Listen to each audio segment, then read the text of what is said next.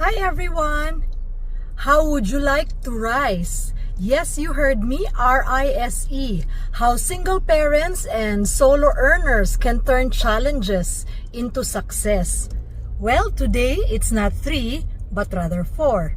The first one, okay, being letter R, reinvent our income streams. So, friends, we cannot just rely on one income source in today's day and age. Explore side hustles, whether it's freelancing, consulting, doing or earning passive income, like through referrals on the sides. So, even as a professional, we can still leverage on doing, let's say, coaching, mentoring, so to have increased earnings. Number 2, letter I, invest in yourself.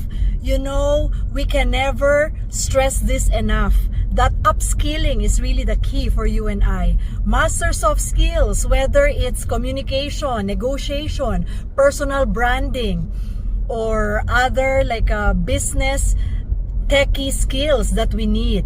So real estate professionals even can benefit from training and also enrolling in mastermind classes and sessions. So remember, adaptability is key.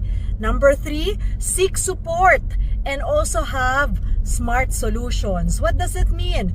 We don't have to do everything by ourselves. It's okay to seek help. Build a network of mentors, whether they are family, friends, colleagues, you know, like trusted friends from way back. For professionals, we can tap into learning platforms. Soft skills workshops, you know, abound, and so on.